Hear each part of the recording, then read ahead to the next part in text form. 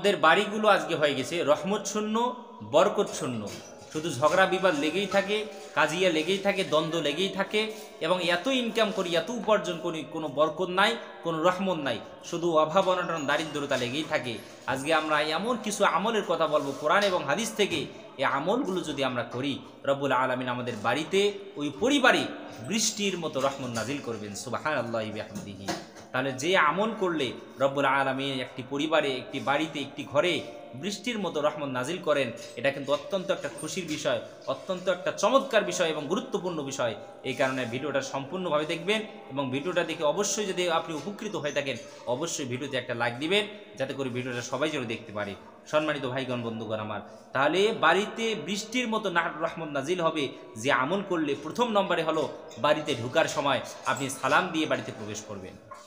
কি দিয়ে? সালাম দিয়ে। রব্বুল আলামিন পবিত্র কোরআনুল কারিমে বলেন, ফাইদা দাখালতুম বুয়ুতান ফাসাল্লিমু আলা আনফুসিকুম তাহিয়াতাম মিন ইনদিল্লাহি মুবারাকাতান তাইয়্যিবা। রব্বুল আলামিন বললেন, ফাইদা দাখালতুম বুয়ুতান ফাসাল্লিমু আলা আনফুসিকুম, যখন তোমরা বাড়িতে প্রবেশ করবা, বাড়িওয়ালাদেরকে ওই বাড়িতে তোমরা সালাম দিবা।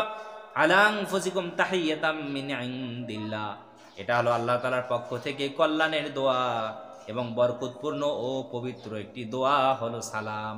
এই কারণে আমরা ঘরে ঢোকার আগে, প্রবেশ করার আগে আমরা বাড়িতে সালাম দেব। বিশ্বনবী সাল্লাল্লাহু আলাইহি ওয়াসাল্লাম বললেন, যে মানুষগুলো ঘরে সালাম দিয়ে প্রবেশ করে, এই মানুষটা যতক্ষণ পর্যন্ত ঘরে অবস্থান করে, ততক্ষণ পর্যন্ত এই মানুষটা আল্লাহর জিম্মায় থেকে যায়। সুবহানাল্লাহ। আবার এক সাহাবী এসে বললেন, ইয়া রাসূলুল্লাহ, আমি অভাবী, আমার পরিবার থেকে অভাব অনটন যায় না, আমার দারিদ্রতা কাটে না, আমি অভাব অনটনের মধ্যে ডুবে আছি, ঋণের মধ্যে ডুবে আছি। আপনি আমার এমন কিছু আমলের কথা বলে দেন যে আমল করলে আল্লাহ আমার দারিদ্রতাগুলোকে দূর করে দিবে, আমার ঋণের বোঝাগুলোকে হালকা করে দিবে।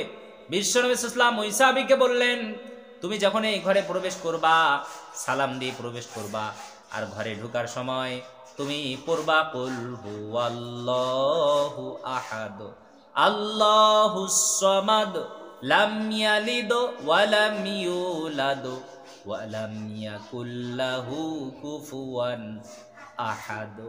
ঘরে ঢোকার সময় সালাম দিবা এবং সালামের সাথে সূরা ইখলাস পাঠ করবা। ওই সাহাবী আমলটা নিয়ে বাড়িতে গেল, নিয়মিত আমল করে, বাড়িতে ঢোকার সময় সালাম দেয়, সূরাতুল ইখলাস পাঠ করে। এভাবে কিছুদিন আমল করার পর রব্বুল আলামিন ওই সাহাবীর অভাব অনটনগুলোকে দূর করে দিলেন, তার দারিদ্রতাগুলোকে দূর করে দিলেন, তার ঋণের বোঝাগুলোকে হালকা করে দিলেন। কে? ওই সাহাবী বড়লোক হয়ে গেল। সুবহানাল্লাহি বিহামদিহি।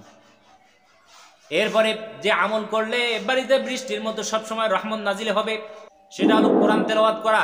আমরা বাড়িতে, আমাদের বাড়িতে, ঘরে বেশি বেশি করে কোরআন তেলাওয়াত করব।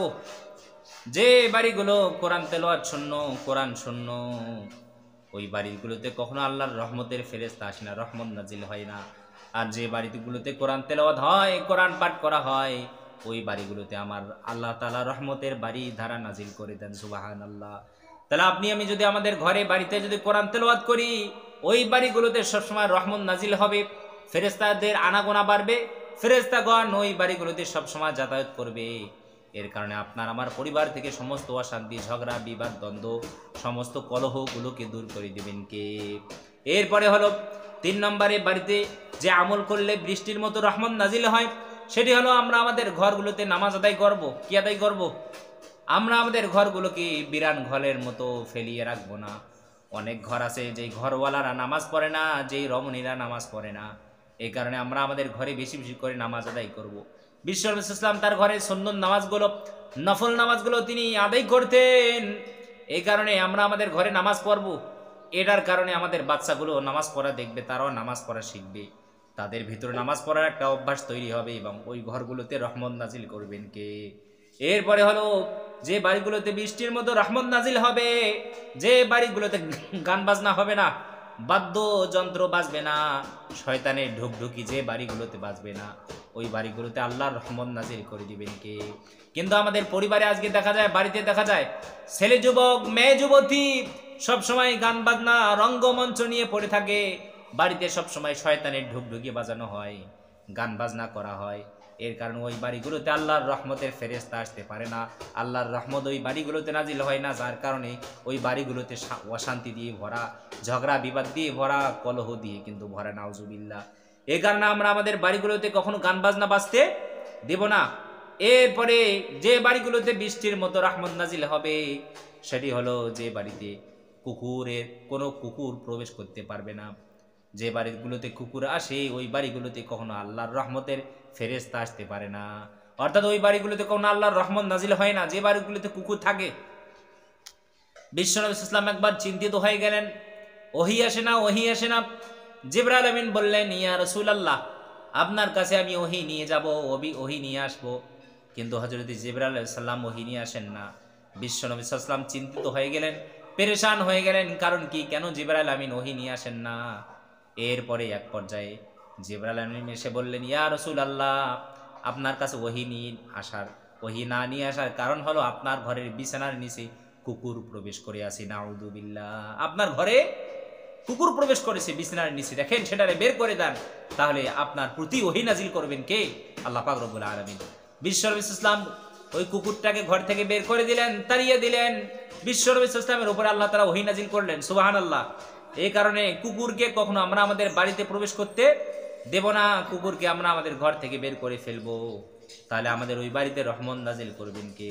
আর যে বাড়িগুলোতে কখনো রহমতের ফেরেশতা আসে না, প্রবেশ করতে পারে না, ঢুকতে পারে না, যে বাড়িগুলোতে কুকুর প্রাণীর ছবি বা অন্য প্রাণীর ছবি বা মানুষের ছবি থাকে, ওই বাড়িগুলোতে কখনো আল্লাহর রহমতের ফেরেশতা প্রবেশ করতে পারে না। যে বাড়িগুলোতে মূর্তি থাকে, মানুষের ছবি থাকে, প্রাণীর ছবি থাকে, কুকুরের ছবি থাকে, ওই বাড়িগুলোতে কখনো আল্লাহর রহমতের ফেরেশতা আসতে পারে না।